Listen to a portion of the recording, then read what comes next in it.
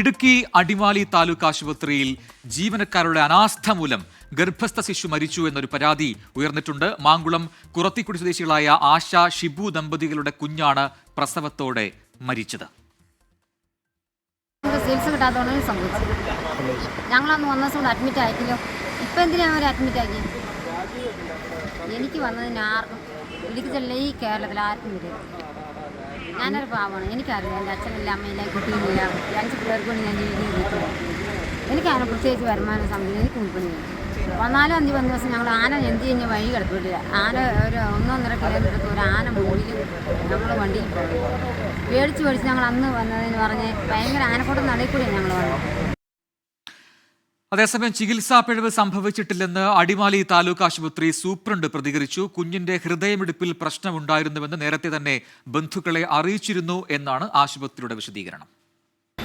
14-ാം തീയതി രാവിലെ ഈ പ്രസ്തുത പേഷ്യൻ്റ് ഡോക്ടർ സോളിയുടെ കോപ്പിയിൽ വരികയും അവർക്ക് പനി ഉണ്ടെന്ന് പറയുകയും മാഡം അത് ഗൈനക്കോളജിസ്റ്റ് അതിനുള്ള ബ്ലഡ് ടെസ്റ്റും യൂറിൻ ടെസ്റ്റും വിട്ടു.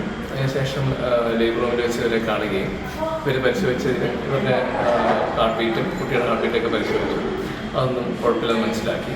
നല്ലൊരു യൂറിൻ ഇൻഫെക്ഷൻ ആണെന്ന് മനസ്സിലായി. അതിനുള്ള ഇഞ്ചക്ഷനായിട്ടുള്ള പരിക്കുള്ളത് ഇഞ്ചക്ഷൻ കൊടുക്കുകയും ഒബ്സർവേഷനിൽ കിടത്തുകയും ചെറിയ വയറുവേദന പറഞ്ഞിരുന്നു. വയറുവേദന കുറഞ്ഞതിന് ശേഷം പോയിട്ട് വരൂ എന്ന് പറഞ്ഞു. അടുത്ത ആഴ്ചത്തേക്കാണ് അവർ സിസ്റ്റർക്കുള്ള ഡേറ്റ് പറഞ്ഞത്. കാരണം മുൻപുണ്ടായിരുന്ന 2 പ്രശ്നങ്ങളും സുഖപ്രശ്നമല്ലായിരുന്നു, സിസ്റ്റർ തന്നെയായിരുന്നു. ലാൽ കൃഷ്ണൻ കൂടുതൽ വിവരങ്ങളുമായി ചേരുകയാണ്.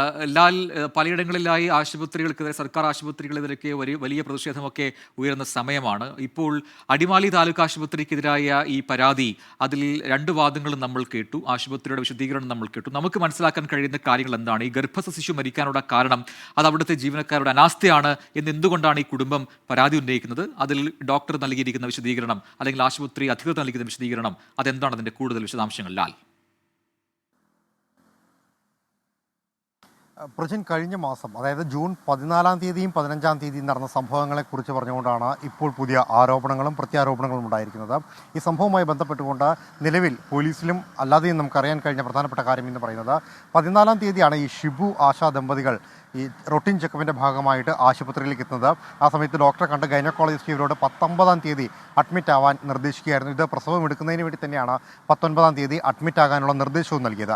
പക്ഷേ 14-ാം തീയതി വൈകിട്ട് വീട്ടിലോട്ട് പോയി ഇവർക്ക് പെട്ടെന്ന് വയറുവേദന കൂടുകയും ബുദ്ധിമുട്ടുകൾ ഉണ്ടാവുകയും ചെയ്തു. തുടർന്ന് ഇവർ ആശുപത്രിയിലേക്ക് പുറപ്പെടുകയും ചെയ്തു. വരുന്ന വഴിക്ക് ആനയും മറ്റും കണ്ട് ഇവരുടെ പരിഭ്രാന്തി വീണ്ടും കൂടുകയും ഉണ്ടായിരുന്നു.